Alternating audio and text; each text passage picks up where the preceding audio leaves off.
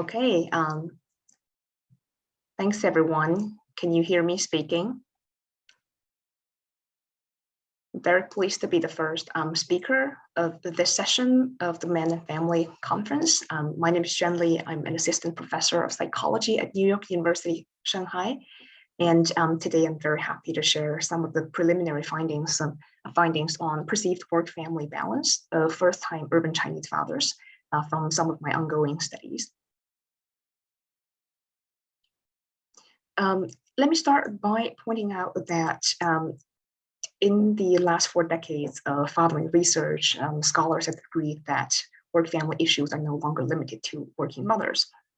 There has been growing evidence of the father's pivotal role in child development and family well-being that has been widely accepted and acknowledged among the scholars as well as the public.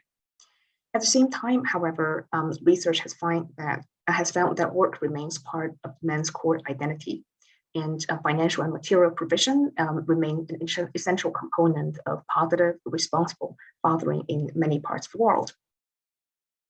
And this kind of dual expectations and the dual responsibilities of fathers to actively participate in their children's life, as well as maintaining their work identity, can be reflected in the actual time spent, that men and women spend in their everyday life in these two life domains. So looking at data collected by, for instance, the International Labor Division, a labor organization, as well as the behavioral studies, we can see that there has been an increase in both working hours and parental time with children among both mothers and fathers around many parts of the world, suggesting that not just mothers, but a lot of working fathers in the world are now experiencing this tension between their work role and their family roles. And included in these fathers are also the Chinese fathers who are living in a culture that is characterized by very long work hours and fierce competition, as well as a blurred line between work and personal life. In the last decades, the Chinese context has also witnessed an increased child-centeredness in the fatherhood culture, as well as a willingness to be involved in the children's life among the fathers. At the same time, the Chinese families continue to witness in lingering gender inequality between the father's and the mother's roles in the family. Looking at the family policy goals of the Chinese state, we could see a prioritization of the national development over individual welfare, as well as policy attempts to combat the rapidly declining fertility trend. For instance, in the family policy, at the moment, there has been an addition of parental leave of 10 days per year per parent in the Chinese policy context that has been very recently added in the last years. At the same time, however, the care burden of, especially of young children, has largely still been left to the parents themselves, as can be seen in the relatively brief maternity leave compared to other countries, as well as the lack of national level offering of paternity leave to fathers. So nowadays, the Chinese fathers have no national level paternity leave and only provincial level offering of very short paternity leave that range from 7 to 30 days. So, and these policy support for men's involvement in family life can be said to be very, very minimal. So in this context, I'm quite curious to know how today's Chinese fathers are experiencing and expecting the interaction between work and family spheres, how they feel about the tension between these two spheres, and how they think about their own feelings and performances in these two important life domains. And to better understand this, I look at data from a larger ongoing study that I have on a first-time father's work-family balance in the Chinese context. And this study itself takes a longitudinal design that collects data from 3 months before birth, 3 months after birth, and 9 months after birth, using mixed method, collecting data from both mothers and fathers from families that are recruited directly from prenatal classes in a large public hospital in Shanghai. In today's sharing, I'm sharing only the data that are collected from the pre-birth wave because the later waves are still in collection. And the participants involved are 32 expecting first-time fathers in Shanghai, recruited through these public hospital prenatal classes. And most of these families can be characterized as being middle-class families. These participants were surveyed and interviewed about their marital relationship, family labor division and gender roles, workplace policies, and perceived work-family balance. And I'm just giving you some examples of the interview questions involved. The participating fathers were asked how they divide their time between work and family, how well they think that they are managing these two spheres in life, what are their ideal of a good balance between work and family, and what are the parenting-related policies exactly at their workplaces, and what their colleagues and supervisors' responses when they hear about the pregnancy when disclosed by the participant. So here are some really rough preliminary findings in that. From these interviews with the fathers, it seemed that this group of men who are quite well-educated, middle class, they're espousing a mixture of both traditional and modern ideals of fatherhood. On the one hand, many fathers have expressed that a good father is someone that spends time with their children, they take care of their children, spend time educating them and guiding them about values in life, and someone that the child grow up healthy and happy without pressuring the child too much, indicating a very child-centered view of parenthood, as well as willingness to spend time and to be involved in their children's life. At the same time, most participants describe financial contribution as the father's obligation to a much greater extent than they describe that as a mother's obligation. When describing their work life and in relation to their family life, a lot of the fathers describe the norm of working overtime or working without boundaries in their workplaces. For instance, they often mention having to work overtime by many hours on a daily basis, or having to stay available on the phone or through social network even after their work hours, which intrude into their family life and sometimes create marital tensions. One interesting finding here is the gradients of perceived work-family conflicts along the gender roles. It appeared that these interviewed men who espouse more egalitarian or practice more egalitarian family roles are the ones that are reporting a higher level of perceived conflict.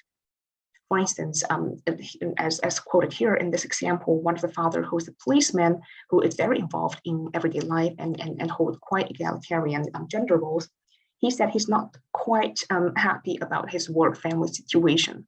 And ideally, he would not work at all and spend a lot more time in the family, but that wouldn't be an option for him. And therefore, he feels a bit tormented by his dual responsibilities at work and in the family. At the same time, another father, C12, who is a salesperson, who is a very masculine and aggressive person in his family life, he claimed that he perceived no conflict or no tension at all between work and family, and neither does his wife. He said there is nothing that his wife should feel dissatisfied about the way that he handled his work role and family roles. When asked about the resources they have, the parental leave and the fathering-related policies they have in their workplaces, many Chinese fathers did express wish to want longer paternity leave and more resources. Many of them, regardless of their gender roles, they complain that the current 10 days they have, which is the current policy in the city of Shanghai, the 10 days of paternity leave they have is way too short, and that is not nearly enough. When one only has 10 days, one wouldn't have enough time to make a substantial contribution to early childcare, as said by Father C5, who is a salesperson as well. They do recognize that welcoming a new child, especially in its early days, is very stressful, and it takes a lot for the family to adapt, and thereby requiring the father to involve a lot more.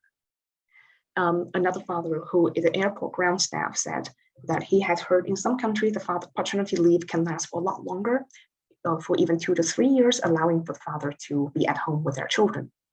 And he believed that something like a year or half a year of paternity leave would be a good option for the fathers. Other fathers have offered different numbers, such as between 4 to 6 weeks, which is also a common answer. But in general, these fathers, they seem to want longer paternity leave and more time to spend with their children and family. Interesting enough, however, the same fathers who are asking for longer leave are at the same time also quite reluctant to actually prepare for an involved fatherhood, as seen in their behavior. So when asked how, what exactly are the policies that your workplaces have for paternity leave, what kind of benefit you get, and many of them answered, I don't know, I haven't heard of anything, or I haven't thought about it. And these answers are quite surprising compared to that of the mothers, who are typically a lot more prepared. Many of the mothers would say, who are interviewed at the same time, would say, I have talked with my colleagues, my supervisor would have made this and that arrangement for work. And I have inquired among my colleagues about all the details. But the fathers, even in the last trimester of pregnancy, when the child is about to arrive, they have not asked about any paternity leave policy at their workplace. Although they did have let their colleagues and supervisors know about it. So this is not about hiding a personal information at the workplace, but really about being a little bit clueless about asking this kind of information. Many of them did not seem to know about the national or provincial standard of paternity leave, or whether it is paid, and very few have made explicit plans with their colleagues and supervisors for work immediately after childbirth, compared to that of the mothers. So wrapping up a little bit, these very preliminary findings seems to resemble the overall findings on fathers' values and perceived work-family balance in the existing literature. For instance, Namaguchi, in her study in 2009, based on quantitative survey data, also found that there has been this gender belief gradients in fathers' perceived work-family balance. That the more egalitarian fathers being perceiving more conflict. What I find quite interesting in the preliminary analysis is the interpersonal inconsistency. That the fathers, on the one hand, want more involvement, but on the other hand, they seem to have no plan or have taken no actions in asking or knowing about how they can be involved. And this could be attributed to a mixture of traditional and modern ideals within the same person that happens sometimes. It could also have been the result of a lack of clarity in rules of paternity leaves in the Chinese context. Many of these rules are also not well implemented. This could also be the result of the absence of a role model, of male role model who actually take leaves and use resources for their parental roles at workplaces. So these are some of the questions that I plan to answer in future research in the same project. And in the same project, I also plan to compare the fathers and mothers' accounts on these topics, as well as comparing their narrative before and after the childbirth once the longitudinal design continues. So that is all I have to share. Thank you very much for listening, and I'll be happy to take questions if time allows.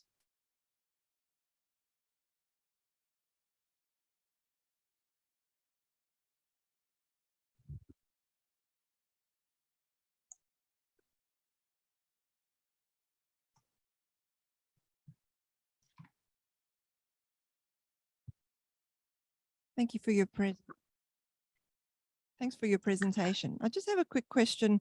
I know that you analyzed the data for new fathers, so that's pre having the child. I'm just wondering how that may compare to fathers who already have a child, because what you're finding here is that they aren't pre-planning, they don't know any of the policy rules, they don't know if they need to take leave when they can. But is there any data about those perceptions when they already have at least one child? Are they better prepared, or it's the same circumstances? That's a very good question, actually. So far, we have been able to collect only a few families who already have children in the second wave of data collection. It appears to me that the fathers, some of them at least, are a little bit more informed about what is involved and what kind of preparation they need to have. in terms of, asking for more resources. Although I have to say that the public resources in terms of leave, as well as benefit that one could get from the workplace, is quite minimal.